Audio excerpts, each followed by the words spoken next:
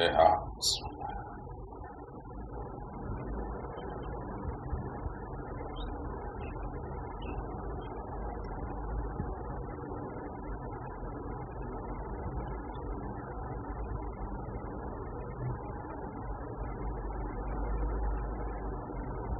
ما شاء الله حول ولا قوة إلا بالله العلي العظيم.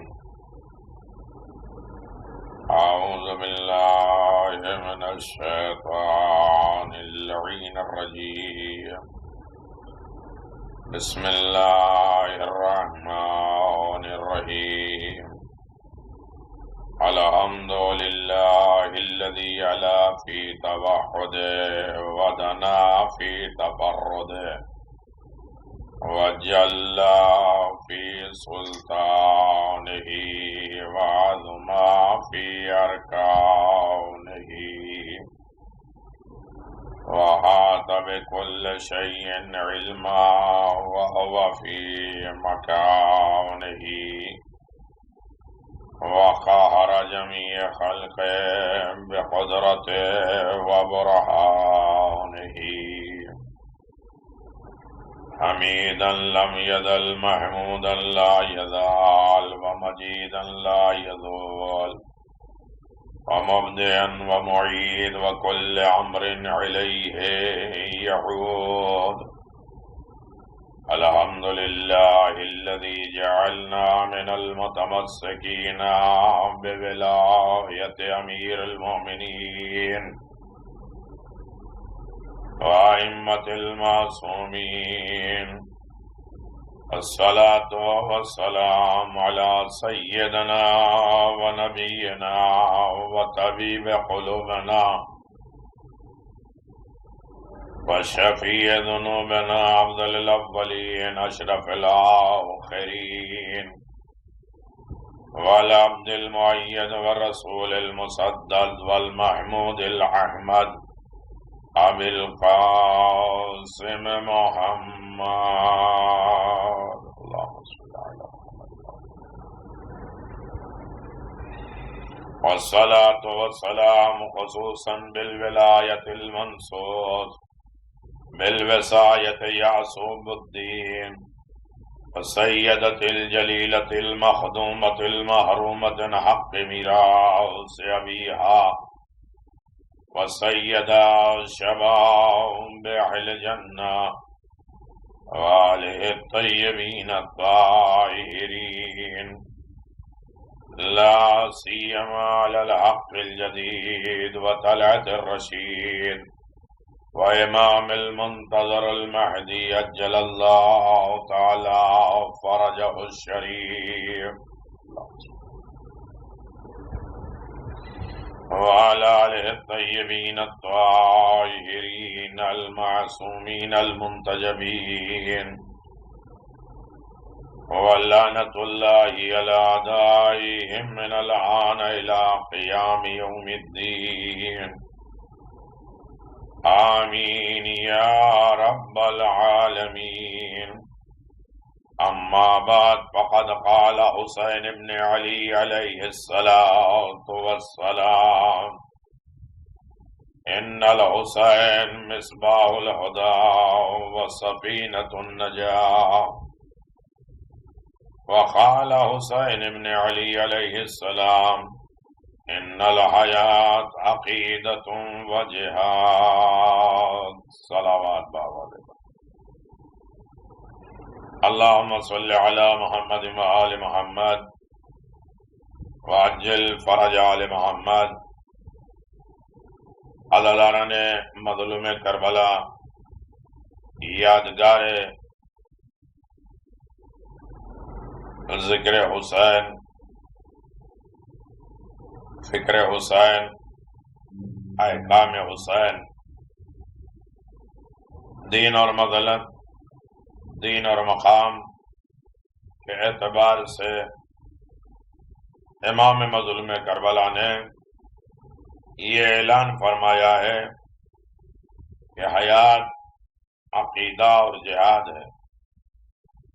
عقیدے پہ مسلسل قائم و دائم رہنا عقیدے پہ باقی رہنا یہ زندگی ہے، حیات ہے،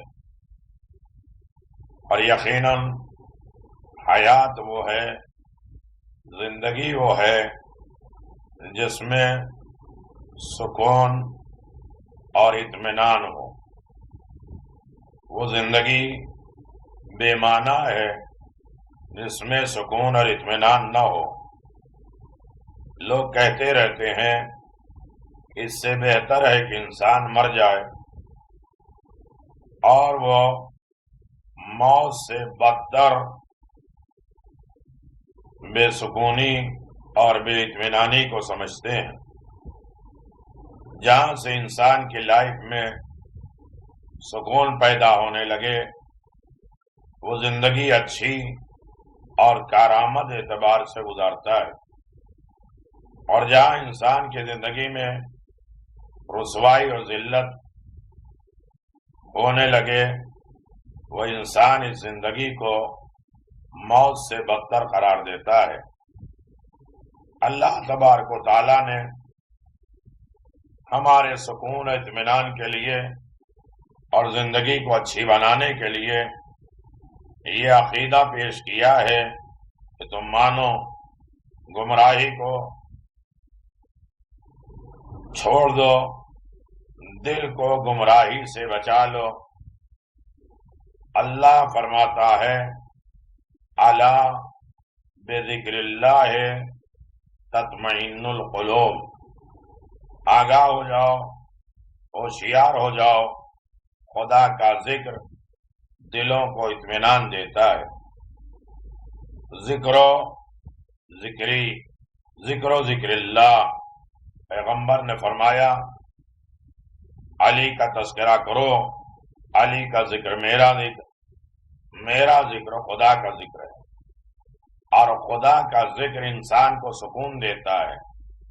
آج یہ جو مجلس کر رہے ہیں، مجلس میں آپ تشریف فرما ہے، ذکر امام حسین کر رہے ہیں، فضائل حسین، درس حسین، نظام حسین، احکام حسین، محبت حسین کا جو تذکرہ کر رہے ہیں، غم حسین کر رہے ہیں، اتنا سکون ملتا ہے کہ دنیا کے کسی چیز میں اتنا سکون نہیں جتنا سکون ذکر حسین میں۔ اسی لیے تو ہم اپنے مرنے والے کے لیے ایصال ثواب جو کرتے ہیں وہ بھی حسین کی مجلس کے ذریعے کرتے ہیں، تاکہ اتنا بڑا جو غم آیا ہے اس کو سکون دینے کی، ڈھارس دینے کی ایک ہی سبیل ہے، ایک ہی راستہ ہے جو ذکر حسین کے ساتھ ملتا ہے۔ تو ہر عالم میں انسان ذکر الہی کرے، خدا کا ذکر دلوں کو سکون دیتا ہے۔ اللہ کے ذکر کے بڑے فائدے ہیں۔ ذکر انسان کو شیطان اور شیطانی وسوسوں سے محفوظ رکھتا ہے۔ اللہ کا ذکر وہ ہوتا ہے جو شیطان کے وسوسوں، تسبیح لے کر بیٹھے، نماز پڑھیں، اللہ کا ذکر کریں، حسین حسین کہیں، علی علی کہیں، رحمان الرحیم کہیں، الحمدللہ کہیں، سبحان اللہ کہیں، یہ اللہ کا ذکر ہے۔ ذکر یعنی یاد خدا، خدا کو ہر عالم میں یاد رکھو تو شیطان بھی دور رہتا ہے، شیطان کے وسوسے سے بھی انسان محفوظ رہتا ہے۔ خود خداوند عالم نے قرآن مجید میں اعلان فرمایا ہے ان الذین اتقوا اذا مسهم طائفۃ من الشیطان تذکروا فاذا هم مبصرون، بے شک اہل تقوی جب شیطان کا کوئی گروہ آ کر ان سے ملتا ہے تو وہ خدا کا ذکر کرتے ہیں اور حقیقت حال سے آگاہ ہو جاتے ہیں۔ میرے عزیزو، یقیناً آپ دیکھیں کہ شیطان نے کہا خمسۃ لیس لی فیہن حیلۃ وسائر الناس فی قبضی۔ عقیدہ کیا ہے؟ خدا مل جائے تو شیطان چھوٹ جاتا ہے، شیطان کو لے لو تو خدا چھوٹ جاتا ہے۔ اور امام حسین نے فرمایا اللہ جسے تو نے جس نے تجھے پا لیا اس نے کھویا کیا، اور جس نے تجھے کھو دیا اس نے پایا کیا؟ یعنی جہاں شیطان آ گیا وہاں رحمانیت سے تم دور ہو گئے، اور جہاں رحمان اور رحیم کا تذکرہ ہوا وہاں شیطان تم سے دور ہو گیا۔ شیطان تمہیں وسوسہ ڈالتا ہے، بے سکونی دیتا ہے، اختلافات کراتا ہے، ذکر الہی یاد پروردگار اطمینان دیتا ہے، سکون دیتا ہے۔ 5 طرح کے لوگ ایسے ہیں کہ میں انہیں دھوکہ نہیں دے سکتا، شیطان ہار رہا ہے۔ 5 لوگوں کو میں اپنے گروہ میں، اپنے قبیلے میں، اپنے پارٹی میں نہیں لا سکتا، دھوکہ نہیں دے سکتا، باقی سب میرے قبضے میں ہے۔ تو باقی لوگوں پر میں محنت نہیں کرتا، یہ 5 لوگوں پر محنت کرتا ہوں لیکن یہ آ نہیں سکتے میرے پاس۔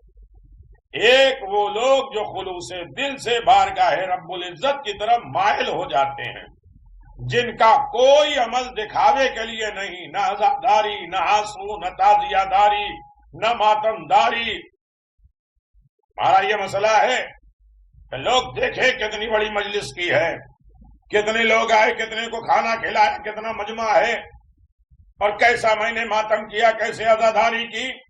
جہاں دکھاوا آ جاتا ہے شیطان اپنے کنٹرول میں کر لیتا ہے، اور جہاں خلوص پیدا ہو جائے، للہیت پیدا ہو جائے، عمل اللہ کے لیے کیا جائے، تو وہاں پہلے سے شیطان ہار جاتا ہے کہ میں تمہیں اپنے قبضے میں نہیں لے سکتا۔ اور جو خلوص نیت کے ساتھ اور اس کے اوپر بھروسہ کرتے ہیں، میں انہیں دھوکہ نہیں دے پاتا۔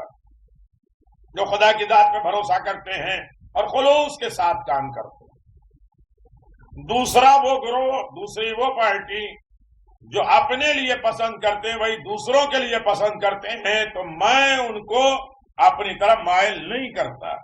ہمیں یہ پسند ہے کہ ہمارے پیٹھ پیچھے ہماری کوئی بات نہ کرے، ہمارے خلاف نہ بات کرے، مجھے اچھا نہیں لگتا۔ تو تھوڑی دیر ہم بھی یہ سوچیں کہ جب ہمیں یہ پسند ہے کہ ہمارا تذکرہ کسی کے سامنے نہ کیا جائے، تو ہمیں بھی ویسے ہی کرنا چاہیے کہ ہمارا بھی تذکرہ کسی کے سامنے نہ ہو۔ ہم جہاں بھی کوئی بات اس کے خلاف نگلیٹ، اس کے خلاف پروپیگنڈا، اس کے خلاف غلط سوچ، بدظنی یہ پیدا کر لیتے ہیں، اس لیے کہ جب ہمیں اپنے لیے پسند نہیں ہے تو وہی دوسروں کے لیے پسند ہو۔ اور جہاں انسان یہ کرے کہ ہمیں جو پسند ہے وہ دوسروں کے لیے پسند نہیں کرتے، وہیں شیطان گرفتار کر لیتا۔ شیطان کہتا ہے میں ان کے اوپر کنٹرول نہیں کر پاتا۔ تیسرا وہ گروہ جو مصیبت کے وقت صبر کرتے ہیں اور واویلا اور فریاد نہیں کرتے، مصیبت کے عالم میں خوش و خرم رہتے ہیں، دوسروں کو اطمینان اور سکون دیتے ہیں، دوسروں کی زندگی سے سکون نہیں چھینتے، واویلا اور فریاد نہیں کرتے، تو یقیناً ایسے لوگوں پر شیطان کنٹرول نہیں کر پاتا۔ کتنے بھی انسان نماز، دعا، اعمال کرے، اگر یہ 5 چیزیں صفتیں نہیں ہیں تو ہر کام میں ریاکاری ہوگا، خدا پہ بھروسہ نہیں ہوگا، اپنی پسند کو پسند نہیں قرار دے گا، دوسروں کے لیے پسند نہیں کرے گا، جو مصیبت آئے گی اس پر صبر نہیں کرے گا، واویلا کرے گا۔ صبر کا مطلب ہی ہے اس پر اظہار نہ کیا جائے۔ اور چوتھا وہ گروہ جو خدا کے لیے دیے ہوئے پر راضی ہو جائے، خدا نے جس حال میں ہمیں رکھا ہے راضی رکھ، نہیں اللہ میرے لیے کیوں ایسا کیا، میرے لیے کیوں کیا، یہ کیوں کیا، وہ کیوں کیا، تو یقیناً شیطان کنٹرول رکھتا ہے، وہ وسوسہ دلاتا ہے، الگ الگ سوچ پیدا کر دیتا ہے۔ لیکن جو خدا کی رضا پہ راضی ہو جاتے ہیں ان کے اوپر شیطان کے چنگل اور پنجے نہیں چلتے ہیں۔ اگر اتنی بات آ گئی ہے تو یہ عقیدہ بنا لے، تو یقیناً یہ عقیدہ ہمارے لیے حیات بھی ہے، اور اس پر مسلسل چلتے رہیں تو یہ ہماری زندگی بن جائے گی۔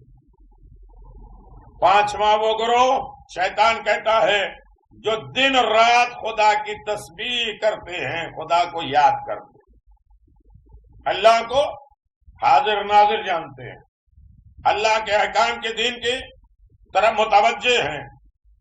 تو میرے عزیزو، عقیدے کے اعتبار سے خدا کا ذکر ہو، عقیدے کے اعتبار سے خداوند عالم سے وابستہ ہو جائے، شیطان کو چھوڑ دے۔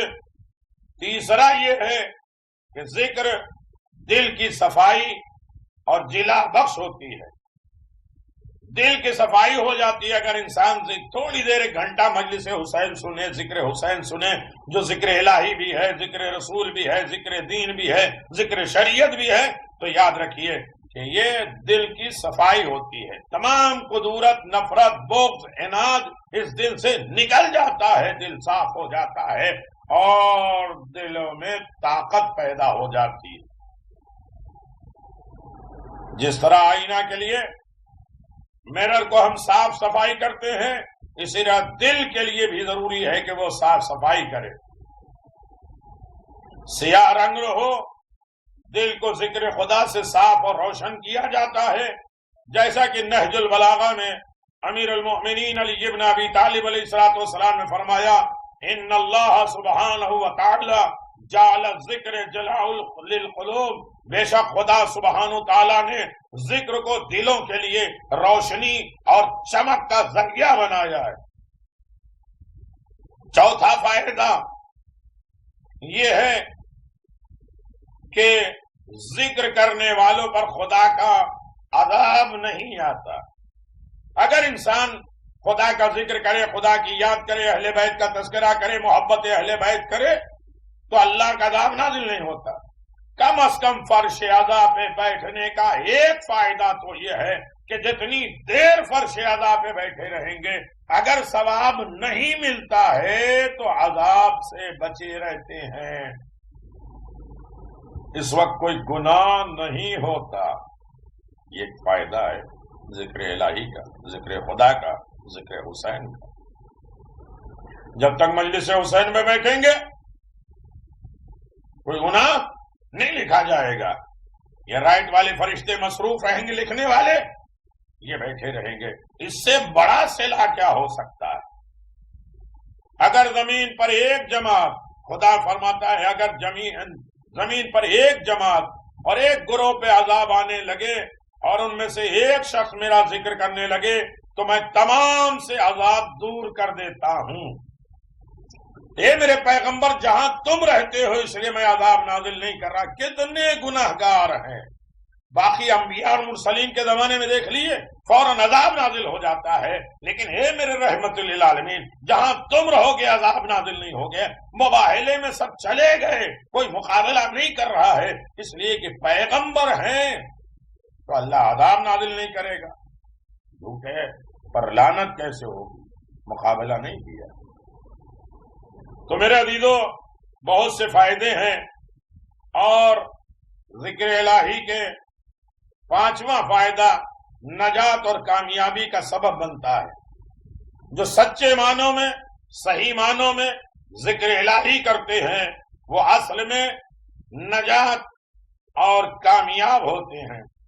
وَاذْكُرُوا اللَّهَ كَثِيرًا لَعَلَّكُمْ تُفْلِحُونَ، اللہ کا ذکر یا زیادہ زیادہ کرو، اللہ کا تذکرہ، خدا کا تذکرہ، خدا کا خوف، خدا کی معرفت، خدا کی محبت، خدا کی عبادت، خدا کی اطاعت، خدا کے احکام پر عمل، یقیناً یہ تسبیح الہی ہے جو نجات کا بھی ذریعہ ہے، کامیابی کا بھی وسیلہ ہے۔ ایک صلوات بر محمد وآل محمد۔ یہ نجات اور کامیابی کے ذمہ دار حسین ابن علی ہیں۔ ان الحسین مصباح الہدی و سفینۃ النجاہ، بے شک حسین ہدایت کے بھی چراغ ہیں اور کشتی نجات۔ میرے عزیزو، بہت سے فائدے ہیں، پھر انشاءاللہ کبھی گزارش ہوں گے، لیکن ہمارا مطلب یہ ہے کہ یہ ذکر الہی، یاد الہی، خوف خدا، یہ ایک عقیدہ ہے۔ اس عقیدے کو مسلسل باقی رہنا یہ حیات ہے۔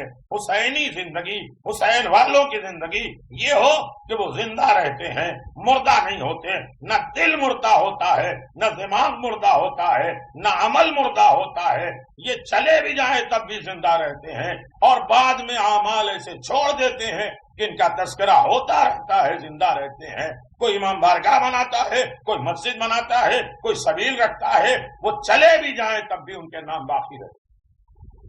صلوات بر محمد و آل محمد، اللہم صلی علی محمد و آل محمد۔ عبداللہ مبارک نے مکے کے سفر میں ایک جوان کو دیکھا، یہ ہے عقیدہ۔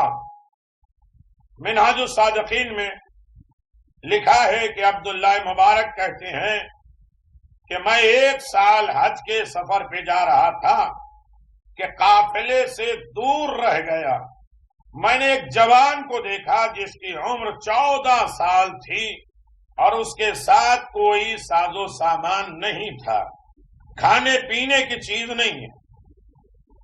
ہمارا کوئی بھی سفر ہو، زیارت کا سفر ہو، حج کا سفر ہو، پہلے ایک بیگ تو تیار ہوتا ہے کھانے پینے کا، صبح کا یہ کھانا، دوپہر کا یہ کھانا، بس میں یہ کھانا، اٹھنا تو یہ کھانا، بیٹھنا تو یہ کھانا، ناشتے کے بعد یہ کھانا، کھانے کے بعد یہ کھانا، کھانے سے پہلے وہ کھانا، سوتے وقت یہ کھانا اور سوتے سے پہلے جاگتے ہوئے یہ کھانا۔ کتنے کھانوں کے نام ہیں۔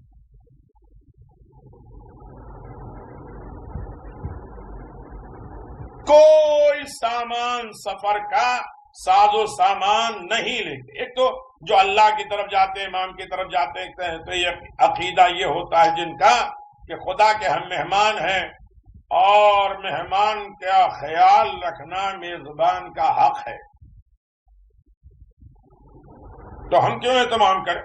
وہ جس عالم میں میزبان رکھے گا ہم مہمان اس کے لیے راضی رہیں گے۔ عزیزو، کھانے پینے کی کوئی چیز نہیں تھی۔ میں نے اس سے کہا، ہے جوان، کیا تجھے اپنے اوپر رحم نہیں آیا؟ اس حالت میں اس بیابان میں جا رہے ہو؟ اس جوان نے فرمایا، میں ہمیشہ ایسے ہی سفر کرتا ہوں۔ میں نے کہا، کھانے پینے پانی کہاں سے لیتے ہو؟ اس جوان نے آسمان کی طرف اشارہ کیا۔ میں نے اس کے امتحان کی خاطر کہا، مجھے پیاس لگی ہے۔ اس جوان نے آسمان کی طرف ہوا میں ہاتھ بلند کیا، ایک پانی کا برتن، تھوڑی سی برف پکڑ کر لے آیا۔ ہاں میرے عزیزو، یقیناً جب خدا کی طرف انسان قدم بڑھاتا ہے تو خدا اس کا ذمہ دار ہوتا ہے، اور خدا ہر درد کے ساتھ ایک فرشتہ معین کرتا ہے، اور وہ فرشتے اس درد کو میری قبر میں ہدیہ کرتے ہیں۔ میرے عزیزو، ذکر آل محمد یہی تو کمال ہے، انسان کی زندگی کے فائدے ہیں، اور انسان ہر منزل پہ کامیاب ہوتا ہے۔ یہی ہر انسان کے دل، دماغ اور فکر و خیال میں ہونا چاہیے کہ جب اللہ کے لیے کوئی کام کرتا ہے تو اللہ اس کی نصرت، مدد کرتا ہے اور ہر عالم میں بہت بڑی دولت دیتا ہے۔ عزیزو، میں اس بات کو، اس مسائل کو آگے بڑھا سکتا تھا، لیکن عقیدتاً انسان یہ دیکھے، جب خدا پہ بھروسہ ہو جائے، خدا پہ یقین ہو جائے، تو اس کے لیے کوئی راستہ بند نہیں ہوتا۔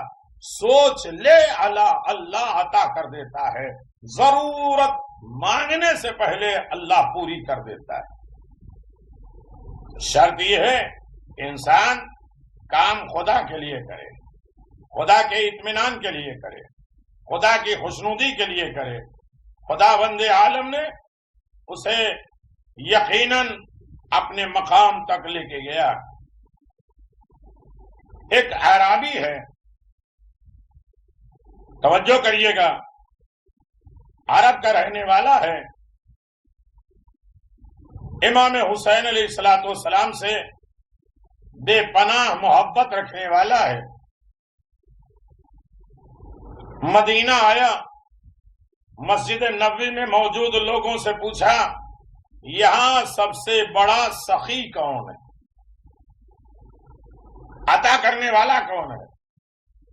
کہا، اگر سخی انسان ہے تو کافر ہی کیوں نہ ہو، اس کے اوپر عذاب نازل نہیں ہوتا، اسے جہنم میں نہیں ڈالے گا۔ حاتم طائی ہے، اور اللہ مومن کی علامتوں میں سے بتایا وہ سخی ہے، سخاوت کے اوپر عذاب نازل نہیں ہوتا۔ سامری تھا، 3 مرتبہ اللہ نے لعنت کی ہے۔ جناب موسیٰ کے بعد اس نے گوشالہ کی پرستش شروع کرا دی، 10 دن زیادہ جناب موسیٰ رہ گئے تو خدا سے ہٹا کے دوسری طرف اس نے مائل کر دیا، یہاں تک کہ جناب موسیٰ اسے قتل کرنے جا رہے ہیں۔ اللہ نے آواز دی اسے قتل نہ کرو، اس کے دونوں ہاتھ سخاوت کے لیے بڑھتے رہے۔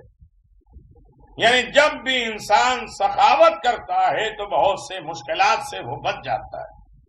ہمارا مسئلہ ہے کہ ہمارا پیٹ بھر جائے، ہم خوش ہو جائیں، ہم کھا لیں، لیکن انسان زندہ کہہ رہتا ہے۔ یہ عقیدہ بنا لو کہ سخی بنو، کریم بنو، خود کھاؤ، دوسروں کو کھلاؤ۔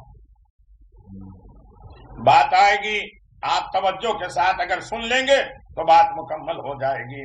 میرے عزیزو، سخاوت اتنی اعلیٰ ڈگری ہے، اتنا افضل ترین عمل ہے کہ اللہ نے اسے اعلیٰ مقام پہ رکھا ہے۔ نے کہا کہ مدینے میں سب سے بڑا سخی کون ہے؟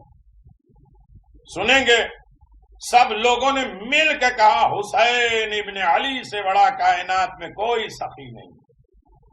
حسین کیوں عمل کر رہے ہیں؟ تاکہ عقیدہ بن جائے، اور عقیدے کے ماتحت جو زندگی گزارے وہ حیات کی راہ سے میں آمادہ ہو جائے اور حیات رکھے۔ جو سخی ہے وہ کبھی نہیں مرتا۔ حاتم طائی غیر مظہر کا تھا، آج تک زندہ ہے، وہ اپنی سخاوت کی وجہ۔ وہ شخص امام کی خدمت میں آیا اور اس نے کہا فرزند رسول، میں 1000 طلائی سونا دینار کا مقروض ہوں، 1000 سونے دینار کا میں مقروض ہوں، اور میں آپ کی سخاوت کا شہرا سن چکا ہوں۔ عام ہے آپ کے بارے میں کہ آپ بڑے سخی ہیں،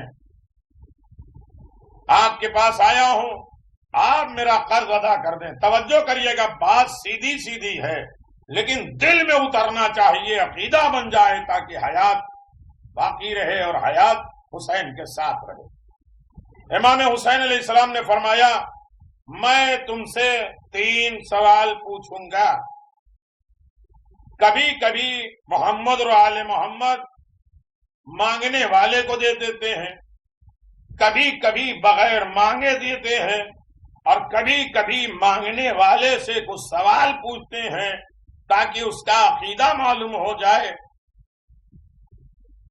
چاہتے تو ایسے دے دیتے ہیں، لیکن امام حسین نے امتحان لیا، سوال لیا، کہ یہ تھیلیاں ہیں میرے پاس، میں تجھے دوں گا، لیکن میں تجھ سے 3 سوال پوچھتا ہوں، اگر تو نے سب کے درست جواب دے دیے تو میں تمہارا تمام قرض ادا کر دوں گا۔ اللہ اکبر! حسین سوال پوچھ رہے ہیں، ہو تو ایسا کہ جو حسین کے سامنے سوال کے جواب دینے کے لائق ہو جائے۔ تو بڑی بڑی باتیں کرتے ہیں، لیکن جب یہ سوچ لیں کہ آل محمد آ جائیں گے اور ان کے سامنے ہمیں کھڑا ہونا پڑے گا اور ان کے سامنے ہمیں اچھائی اور برائی اپنی بتانی پڑے گی، تو کتنی شرمندگی ہوگی، کتنی رسوائی ہوگی۔ وہ کہیں گے ہماری محبت کا نام لیتے تھے، ہماری محبت پہ دم بھرتے تھے اور ہمارے احکام کی مخالفت۔ توجہ کریے گا میرے عزیزوں، اگر تو نے سب کے درست سوال کے جواب بتا دیے تو میں تمہارا تمام قرض ادا کر دوں گا، اور اگر تم نے 2 سوال بتائے، جواب دیے، تو میں کل دولت کے 2 حصے تمہیں دے دوں گا، 1 حصہ رکھ لوں گا، اور اگر تم نے 1 بتایا تو 1/3 دوں گا۔ 3 سوال میں پوچھ رہا ہوں، توجہ کریے گا، تو پھر میں تمہارے قرض کی 1/3 تمہیں دے دوں گا۔ اس اعرابی نے، اس دیہاتی نے امام علیہ السلام کی طرف متوجہ ہو کے فرمایا کہ مولا آپ جیسا صاحب علم و عقل مجھ جیسے جاہل سے سوال پوچھیں تو کیا میں جواب دے پاؤں گا؟ ہاں میں تیار ہوں، جو نہیں آئے گا وہ آپ سے پوچھ لیں گے۔ کبھی اپنے علم پہ فخر نہیں کیا، غرور نہیں کیا۔ امام علیہ السلام نے فرمایا میرے اچھا میرے پاس آئے کیوں؟ کہا آپ کے نانا نے کہا کہ سب سے نہ مانگا کرو، جو عربی ہے شریف اس سے مانگو، جس کا چہرہ وجیح ہو اس سے مانگو، جو حامل قرآن ہو اس سے مانگو، جو کریم ہو اس سے مانگو۔ تو یہ چاروں صفت میں نے آپ کے اندر دیکھی، لہذا مانگ لیا۔ کہ تو نے مجھے میرے نانا کی حدیث یاد دلائی، تو میرے نانا نے بھی کہا سب کو اتنا نہ دے دو، سب کو برابر نہ دو، جس کو بھی دو اس کی معرفت کے اعتبار سے دو۔ المعروف بقدر المعرفہ۔ ہم کہتے ہیں ہم سب کو دیتے ہیں، جو بھی میرے پاس آتا میں 100 روپیہ سب کو عدالت انصاف کے اعتبار سے دے دیں۔ اگر اللہ بھی ایسے ہی عدالت سے دینے لگے، سب کو 100 روپیہ بانٹ دے، کسی کو 1,00,000 دیتا ہے، کسی کو 1000 دیتا ہے، کسی کو 10 روپے دیتا ہے، جس کی جو ضرورت ہے، اللہ عادل نہیں ہے کیا؟ ہم کہتے ہیں نہیں ہم تو اتنے ہی دیتے آ رہے ہیں لہذا ہم اتنا ہی دیں گے۔ تو المعروف بقدر المعرفہ، جسے بھی دو اس کی معرفت، اس کی قدر، اس کے علم کے اعتبار سے دو۔ مجلس اچھی لگ رہی ہے، مجلس میں کچھ مل رہا ہے، اس کی معرفت کے اعتبار سے دو، اس کے قدر کے اعتبار سے دو، اس کے علم کے اعتبار سے دو۔ واہ واہ، آہا، نعرہ، یہ سب لگاتے رہو تاکہ انسان یہ سوچے کہ ہاں اس کی قدر ہو رہی ہے اور وہ علم دے رہا ہے۔ تو نے مجھے میرے نانا کی حدیث یاد نہیں تھی، میرے نانا نے کہا سب کو ایسے ہی نہ دے دیا کرو، جس کو بھی دو اس کی معرفت کے اعتبار سے دو۔ اب بات درمیان میں آ گئی تو سن لو، اکثر لوگ کہتے ہیں ہمیں ایک حصہ کیوں دیا، مولانا کو 2 کیوں دیا؟ تو ان کے علم، ان کی معرفت کے اعتبار سے دیا جائے۔ یہی تو اعتراض خیبر میں علی ابن ابی طالب کے لیے کیا گیا رسول خدا سے، یا رسول اللہ ہم تو 39 دن آئے، آپ نے ایک حصہ دے دیا، علی صرف 1 دن آئے، آپ نے انہیں ڈبل دے دیا۔ المعروف بقدر المعرفہ، جسے بھی دو اس کی معرفت کے اعتبار سے دو، اس کی لیاقت کے اعتبار سے دو، اس کے علم کے اعتبار سے دو، اس کی چاہت کے اعتبار سے دو، اس کے خلوص کے اعتبار سے دو۔ میں بھی کوئی جنگ پڑھتا، واہ واہ ہوتی، بات ختم ہو جاتی، میں بھی نقطے پڑھ سکتا، فضائل پڑھ سکتا، لیکن ہر فضائل میں ہدایت ہے، رہنمائی ہے، حسین کا پیغام ہے، عقیدے کی مضبوطی ہے۔ عقیدہ مضبوط ہوتا جائے گا تو حیات بنتی جائے گی۔ اسی عقیدے پہ قائم اور دائم رہیں گے تو ہمیشہ آباد و شاد رہیں گے۔ ایک صلوات پڑھ دے محمد و آل محمد، اللہم صلی علی محمد و آل محمد وعجل فرجہ۔ تو میرے عزیزو، پھر آپ نے فرمایا مجھے بتاؤ کون سا عمل سب سے بہتر ہے، افضل الاعمال کیا ہے؟ ہم بہت سی چیزوں کو سب سے افضل عمل سمجھ لیتے ہیں۔ امام حسین کے سامنے دیکھیں یہ عقیدہ ہو رہا ہے اور عقیدہ مضبوط ہو رہا ہے۔ حسین پوچھ رہے ہیں افضل الاعمال، سب سے بہتر عمل کون ہے؟ تو ہزاروں بتا دیتے ہیں، لوگوں کے درمیان میں بیٹھنا، علم حاصل کرنا، لوگوں کے ساتھ جانا، لوگوں کے ساتھ کھانا کھانا، لوگوں کے ہمدردی پیدا کر دینا۔ اس نے آواز دیا الثقۃ باللہ، اللہ کی ذات پہ توکل کرنا، بھروسہ کرنا، اعتماد کرنا سب سے بڑا افضل عمل ہے۔ معرفت خدا کے ساتھ خدا کے اوپر اعتماد اور بھروسہ کرنا، اس لیے کہ توکل اعلیٰ ڈگری کا نام ہے۔ خدا کی ذات پہ بھروسہ کرنا سب سے افضل عمل ہے۔ خدا کی ذات پہ اگر انسان کو توکل ہو جائے تو وہ کائنات کا سب سے بڑا عمل کر لیا، اس کا رزق بھی اسی ہو جائے گا، شیطان بھی اس سے ہار جائے گا، اور انسان آگے عزت دار بنا رہے گا اور کبھی دنیا میں پریشان نہیں ہوگا۔ جس کی زندگی سے توکل ختم ہو جاتا ہے وہ ہزاروں مسائل میں کل کیا ہوگا، پرسوں کیا ہوگا، جمع کر لو، وہ مصیبت آنے والی ہے، وہ تکلیف آنے والی ہے۔ جو خدا کی ذات پہ بھروسہ کر لیتے ہیں تو خدا اس کے لیے کافی ہو جاتا ہے۔ من یتوکل علی اللہ فہو حسبہ، جو خدا کی ذات پہ بھروسہ کرتے ہیں خدا ان کے لیے کافی ہے۔ اب ہم یہ سوچ لیں کہ ہم خدا کی ذات پہ بھروسہ کرتے ہیں یا نہیں کرتے۔ ہر آدمی کا دعویٰ ہے کہ ہم سے بڑا خداوند عالم کی ذات پہ بھروسہ کرنے والا کوئی نہیں ہے، لیکن یہ سوچو جتنا ایک بچہ اپنے باپ پہ بھروسہ کرتا ہے کیا اتنا ہی ہم اپنے خدا پہ بھروسہ کرتے؟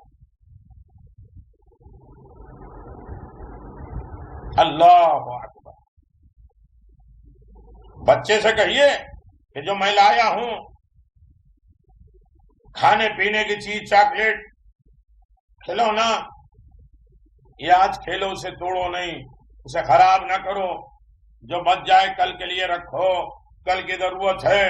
تو وہ کہے گا جو باپ میرا آج لا سکتا ہے وہ کل بھی دے سکتا ہے۔ تو اگر اتنا توکل، اتنا بھروسہ جتنا انسان کو اپنے خدا کے اوپر ہوتا ہے، اپنے والدین کے اوپر ہوتا ہے، اتنی اپنے خدا کے اوپر ہو جائے تو مشکلات خود بخود ہو جائیں گے، اور یہ افضل عمل ہوگا، اچھا عمل ہوگا، اور اچھے عمل کا اچھا صلہ ملتا ہے، اچھا بدلہ ملتا ہے۔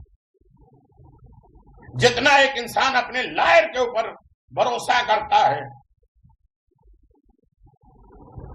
کیا اپنے خدا کے اوپر بھروسہ کرتا ہے؟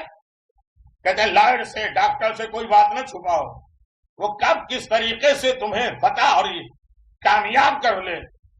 تو اللہ بھی تو یہ کہتا ہے کہ رات کے سناٹے میں آؤ، مجھ سے بات کر لو، مجھ پہ اپنا راز و نیاز ظاہر کر دو، نماز شب اور تہجد پڑھ کے خدا کی ذات پہ بھروسہ کر دو، مجھے سب کچھ معلوم ہے، لیکن تنہائی میں آ کے تم اقرار کر دو کہ اللہ مجھ سے یہ ہو گیا، تو غفور الرحیم ہے۔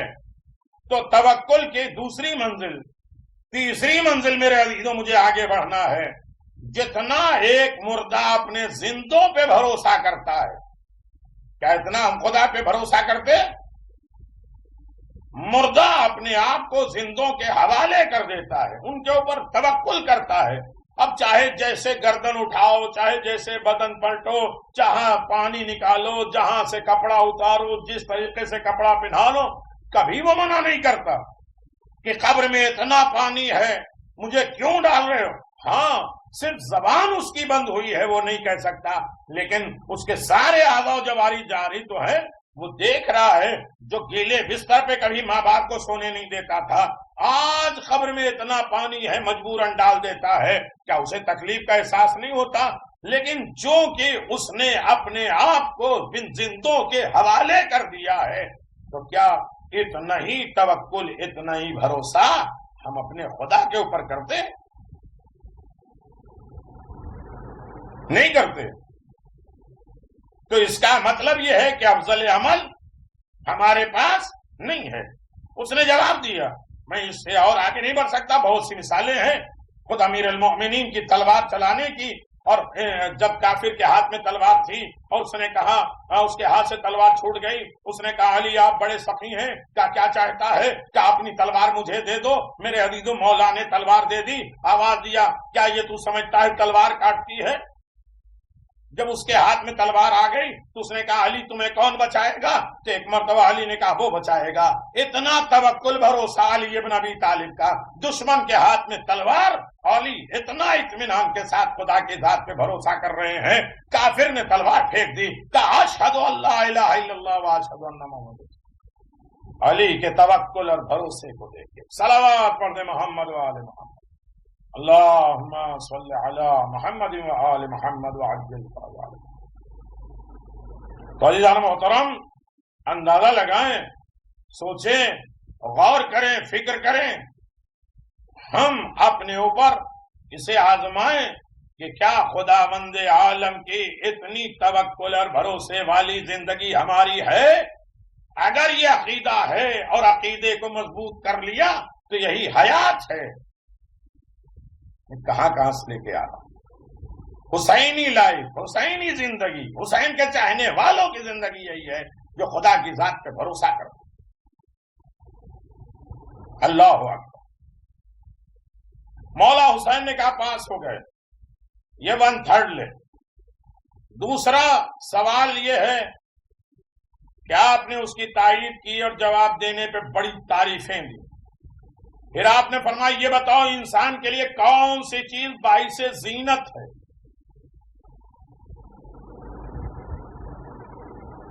اللہ اکبر. 3 سوال حسین ابن علی نے کیا. افضل الاعمال کیا ہے؟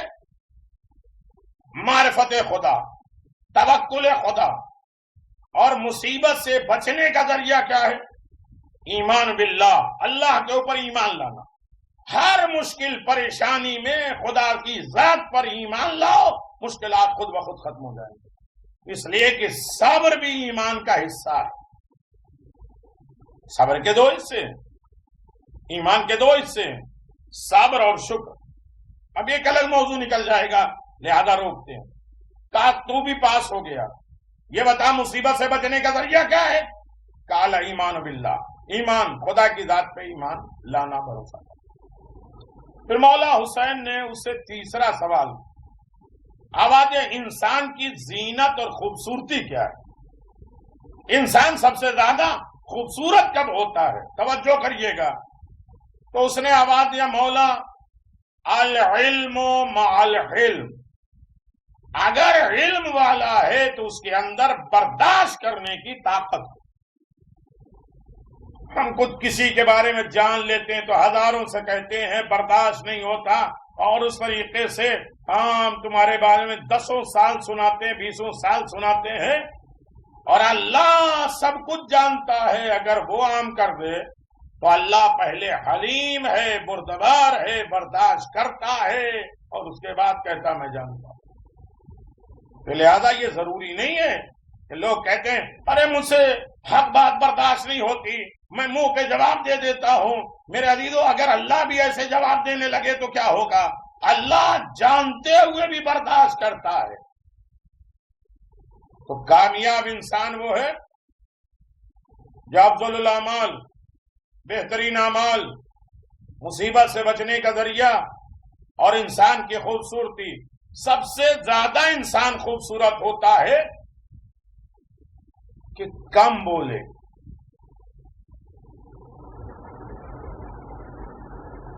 فوراً جواب نہیں، بردباری، برداشت کرنے کی طاقت رکھے.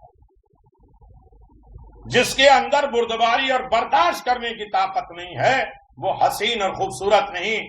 ظاہری چیزوں سے اپنے آپ کو سجا و سنوار سکتا ہے، لیکن انسانیت نہیں سجے گی سنورے گی جب تک اس کے اندر برداشت کرنے کی طاقت نہ. حسن مجتبی کا علم دیکھیے اور برداشت کرنے کا عظیم ترین پہاڑ سید سجاد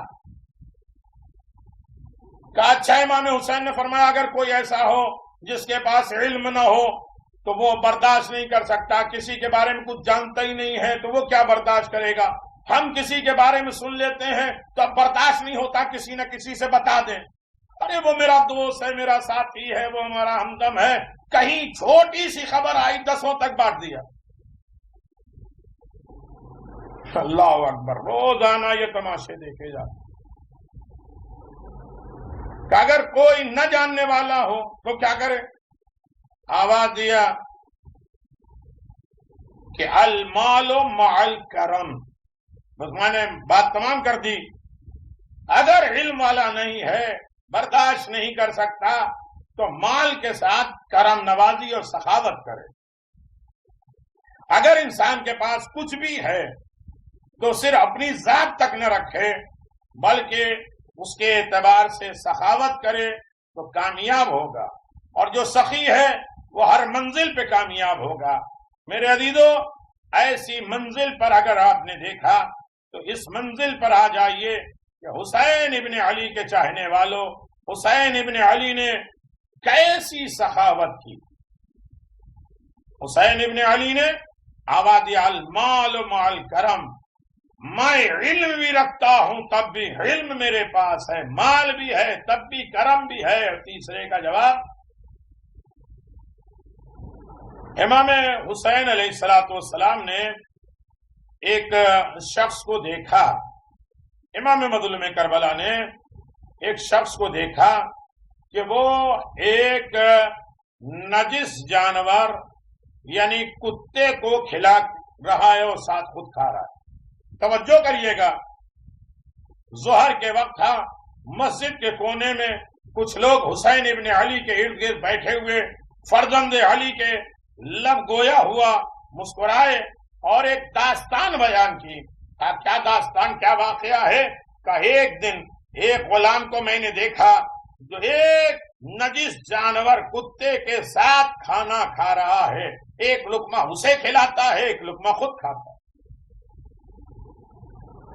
جب اس کی وجہ پوچھی گئی تو کہا میری مالی حالت ٹھیک نہیں ہے۔ ہم سوچے نہیں بچ جائے تو دو کسی کو، لیکن نہیں ہے تو دو تاکہ آ جائے۔ تب تم کسی کو دو گے تو کوئی تمہیں دے گا، تم کسی کو منع کر دو گے تو تمہیں منع کر دیا جائے گا۔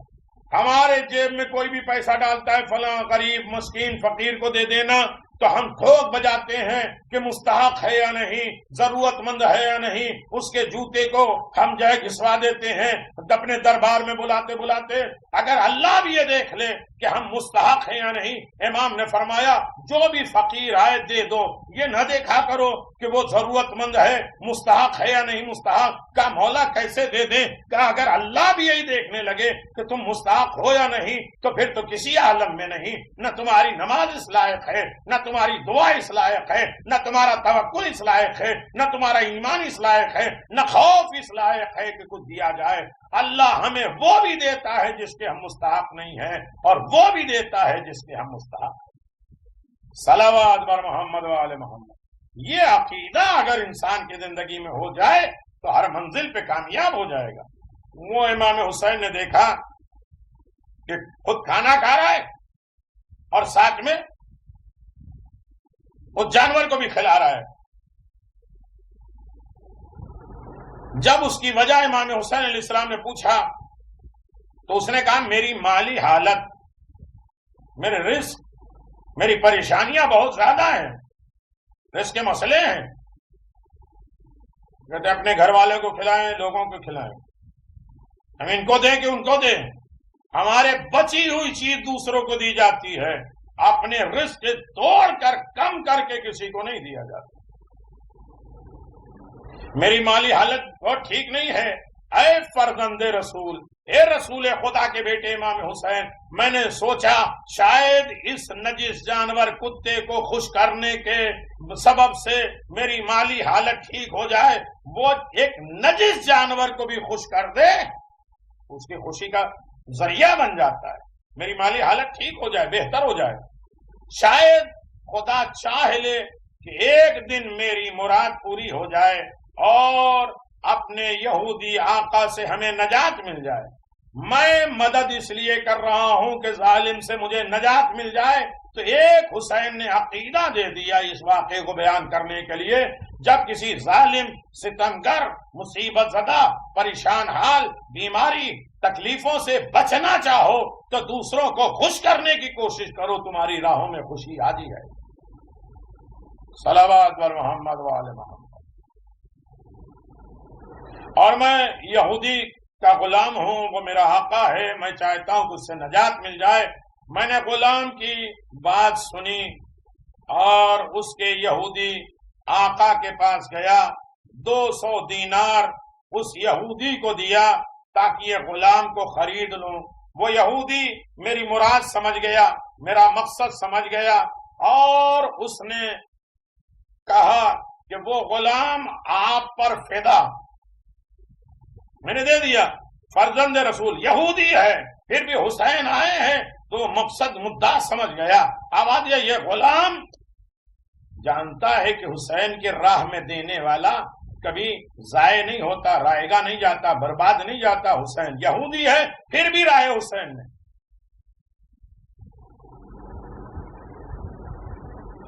حسین کی سب تعریف کرتے، یہودی، عیسائی، مجوسی، کافر، مشرک، سب حسین۔ سوچنا تو یہ ہے کہ یزید کی صرف تعریف کچھ مسلمان کرتے ہیں، غیر قوم نہیں کرتی۔ وہ جانتی ہے ظلم ظلم ہے، نہ مانے رسول کو تب بھی رسول ایک عظیم شخصیت کے مالک۔ سنو گے میرے عزیزو، اس نے وہ غلام آقا کو دے دیا، فدا کر دیا، ہدیہ کر دیا، فرزند رسول اس کو آپ کو میں نے دے دیا، اور یہ باغ بھی میں نے اس کے ساتھ آپ کو ہدیہ کر دیا۔ صرف غلام نہیں، باغ بھی میں نے اس کے ساتھ ہدیہ کر دیا۔ سنو گے میرے عزیزو، آپ کو ہدیہ کیا، وہ مجھ کو 200 دینار واپس کرنا چاہتا ہے، لیکن میں نے قبول نہیں کیا، جو میں نے دے دیا وہ لیتا نہیں ہوں۔ یہودی نے کہا میں مال قبول کر رہا ہوں 200، لیکن غلام آپ کا، یہ باغ آپ کا۔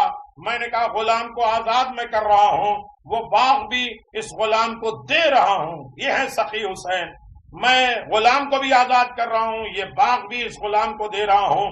اس یہودی کی بیوی وہاں موجود تھی، اس نے یہ ماجرا دیکھا اور بجد میں آ گئی، محبت میں آ گئی، مسلمان ہو گئی، اپنے مہر کو اپنے شوہر کو بخش دیا، اور یہودی بھی اس رویے سے اتنا متاثر ہوا، کہا کہ میں بھی کلمہ پڑھتا ہوں اور اس گھر کو اپنی بیوی کے لیے بخش دیتا ہوں۔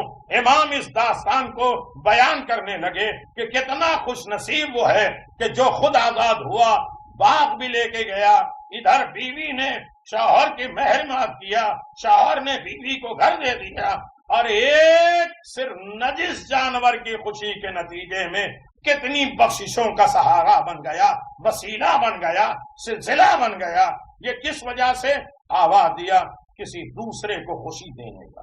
یہ عقیدہ اور زندگی، وہ غلام بھی آزاد ہو گیا، زندہ ہو گیا۔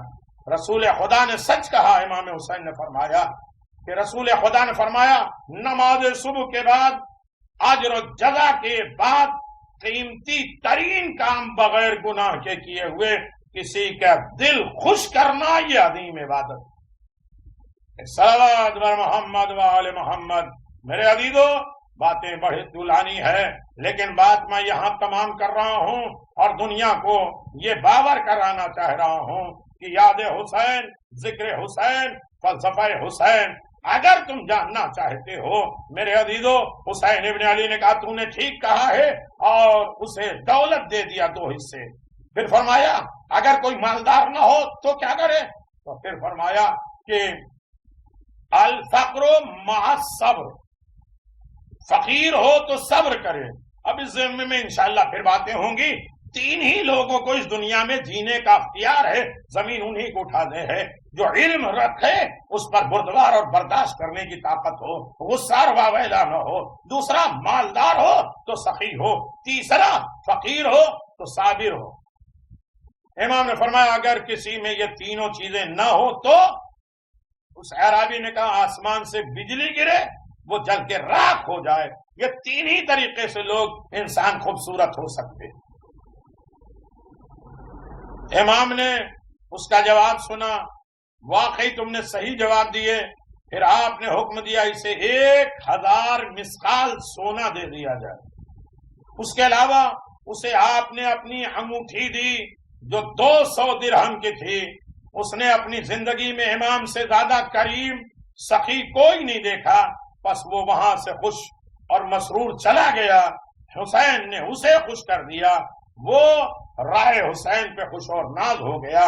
یہ ایک عقیدہ بتا دیا کہ حسین کی مسرت حیات ہے، حسین کو خوش کرنا یہ بہترین عقیدہ ہے جو انسان کے لیے اصل میں زندگی کا ذریعہ ہے، حیات کا ذریعہ ہے۔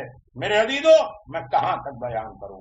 حسین زندگیاں بانٹ رہے ہیں، چاہے کربلا کے میدان ہو، چاہے تنہائی اور غربت کا عالم کیوں نہ ہو، بانٹنے والا، تقسیم کرنے والا خود قاسم ہے۔ یہ جنت اور جہنم کو بانٹنے والے علی ابن ابی طالب ہیں، جنہیں قاسم النار والجنہ کہا جاتا ہے۔ رزق بانٹنے والے، حیات بانٹنے والے، زندگی بانٹنے والے آل محمد ہیں۔ میرے عزیزو، چند جملے ہیں، بات مکمل ہو رہی ہے، آپ مسلسل مصائب سنتے رہتے ہیں، لیکن آپ آمادہ ہو جائیں میرے عزیزو۔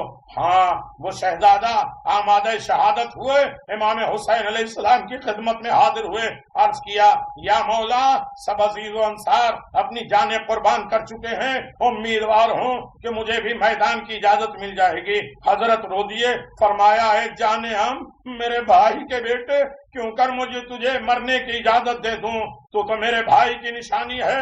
قاسم نے آواز دیا جب آپ سرپرست ایسی مصیبت میں گرفتار ہو تو ہم سے جانے ساری کو اپنی زندگی کیوں کر گوارا نہ کریں۔ مظلوم کربلا اس شہزادے کی باتیں سن کر بے تاب ہو گئے، بآواز بلند رونے لگے، پھر ہاتھ پکڑ کر خیمے میں لائے۔ ارے روایت کہتی ہے کہ مشہور اپنی بیٹی فاطمہ کبریٰ کے ساتھ صاحبزادے کا عقد کیا، خود باہر چلے گئے۔ منقول جناب قاسم سب اہل بیت کو روتا چھوڑ کر دوبارہ امام کی خدمت میں رخصت ہوئے۔ فبقى الحسین وضمه الى صدره۔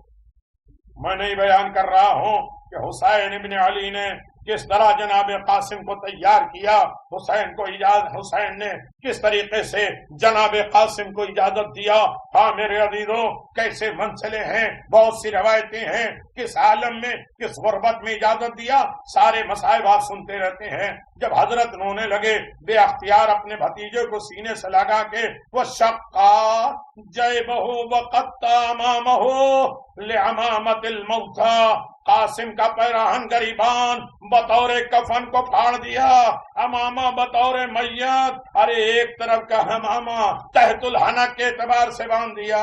ہاں دادارو، اس کے بعد گود میں اٹھا کے گھوڑے پہ بٹھایا، اور قاسم کو گھوڑے پہ بٹھانے کے بعد حسین قریب بار بار اتار کے اپنے سینے سے لگاتے ہیں، اتنا روئے اپنے بھتیجے کو لگا کے کہ عزادارو حسین بے ہوش ہو گئے۔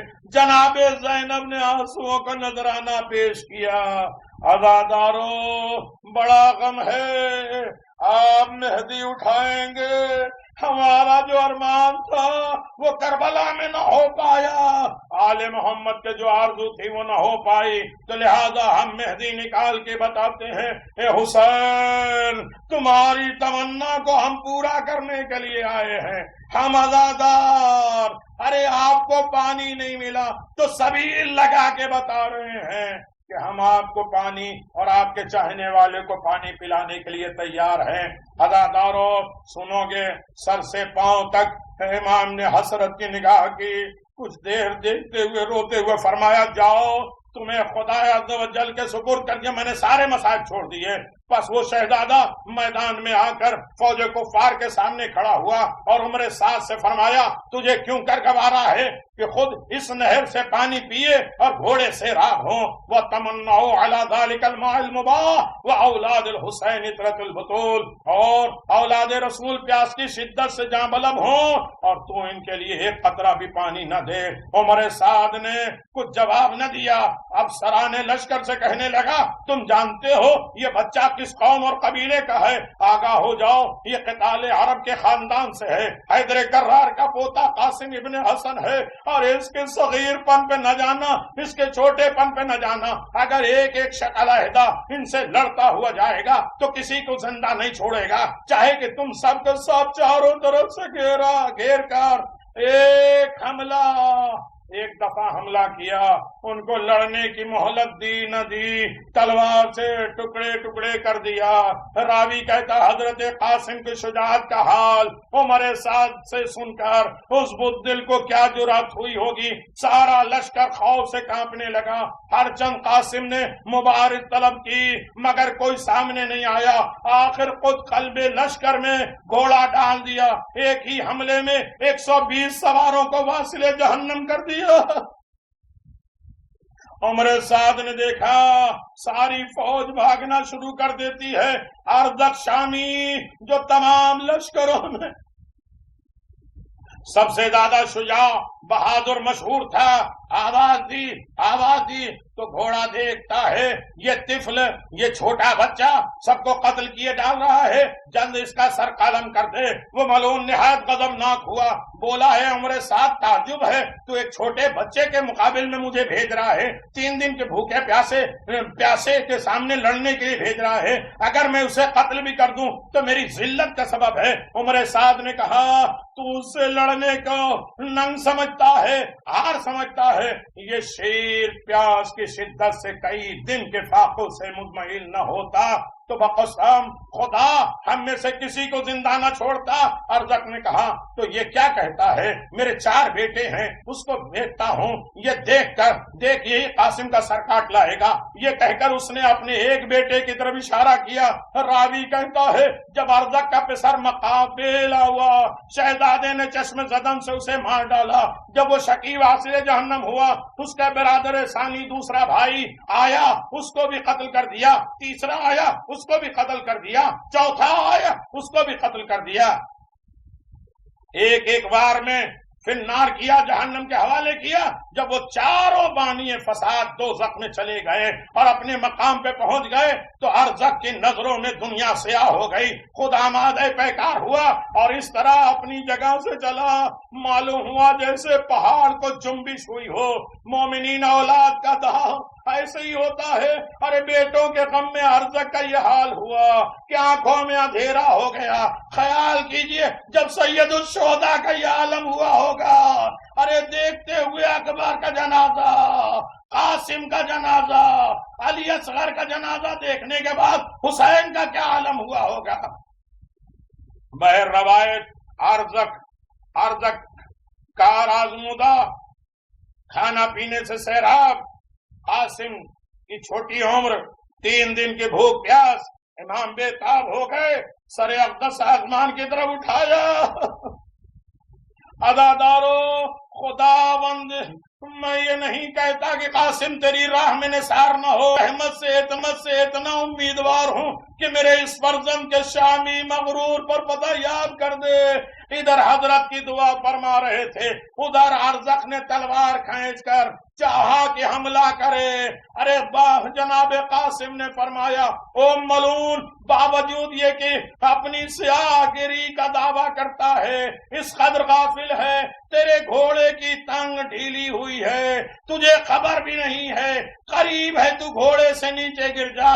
یہ سن کر وہ شقی نادم ہوا، جھک کر دیکھنے لگا، اس کے ساتھی جناب قاسم نے ایسی تلوار ماری کہ اس کا سر بدن سے جدا ہو گیا، خاک پہ گر گیا۔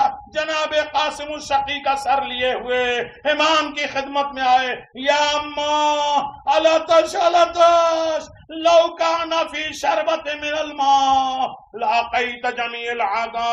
اے چچا، پیاس کی شدت مجھے ہلاک کیے ڈال رہی ہے، اگر اس وقت تھوڑا سا پانی مل جاتا تو آپ کے دشمنوں سے کسی کو میں نہ چھوڑتا۔ حسین بہت روئے، فرمایا اے جانیا تھوڑی دیر صبر کرو، ہم قریب میرے نانا رسول خدا ایسا سیراب کریں گے پھر تمہیں کبھی پیاس نہیں لگے گی۔ غرض وہ شہزادہ دوبارہ میدان میں آیا، ارے وہ جنگ کے سارے لشکر تہبہ ہو گئے۔ جب اشقیاء نے دیکھا شکست ہونا چاہتی ہے، سب نے مشورہ کیا اس شہزادے کو گھیر لو۔ چاروں طرف سے تلواروں پہ تلوار، نیزے پہ نیزے برسنے لگے، اس قدر تیر لگے سارا بدن نازک چھلنی ہو گیا۔ ارے خیال کیجئے وہ قاسم کا سین و سال، زندگی کی پہلی لڑائی، وہ 3 دن کی بھوک اور پیاس، وہ زخموں سے خون کا جاری ہونا، آخر کس قدر تک مزمحل رہتے، گھوڑے پہ سنبھل نہ سکے۔ میرے عزیزو آخری جملہ، مصائب تو بہت ہیں، زین سے زمین پر آئے، اس کے ساتھ ارے شیش ابن سعد نے ایک نیزہ مارا کہ وہ شہزادہ تڑپنے لگا، آواز دیے چچا خبر لیجئے، ظالموں نے میرا کام تمام کر دیا۔ بھتیجے کی آواز سنتے ہی مظلوم کربلا بےتاب ہو گئے، قتل گاہ کی طرف آئے، ارے دیکھا بھی قاسم زندہ ہے، اس جسم مجروح کے اوپر ارے گھوڑے رک کر کے خیمے عصمت میں رکے. سب بیویاں سرو سینہ پیٹنے لگی. حسین کو آتا دیکھ کے ارے فوجیں بھاگی. قاسم کا لاشا پامال ہو گیا. حسین نے اپنی عبا بچھائی, قاسم کے جسم کے ٹکڑے اٹھائے, گٹھری بنا کے لے کے چلے. آواز دیا. ایک طرف اپنی والد ام فروا کو دیکھا ہوگا, بےتاب ہو کے حال بتا رہے ہوں گے, اماں صبر کرو, اللہ تعالیٰ صابروں کے ساتھ ہے. لو قاسم کا جنازہ آیا, ارے فروا تڑپ رہی ہے. ایک طرف حسین کو دیکھا, حسین کھڑے رو رہے ہیں. عرض کی اے چچا جان, خدا کا شکر ادا کرتا ہوں, میں نے آپ پہ اپنی جان قربان کر دی. یہ کہتے کہتے موت پسینہ آ گیا. ارے شہزادے کی روح پرواز کر گئی. ارے فروا قاسم کے جسم پہ ہاتھ ڈال رہی ہیں, ارے کے سرہانہ ڈھونڈ رہی ہیں. میرے قاسم کا لاشا پامال ہو گیا. اے قاسم, لو آ گئی تمہاری مہدی, تم نے اپنی ماں کو.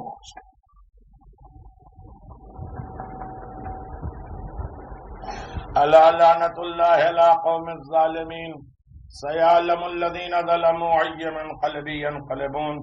انا للہ و انا الیہ راجعون, ردا بقضائہ و تسلیما لعمرہ. پروردگار ہماری اس خلیل سی عبادت کو ماتم حسین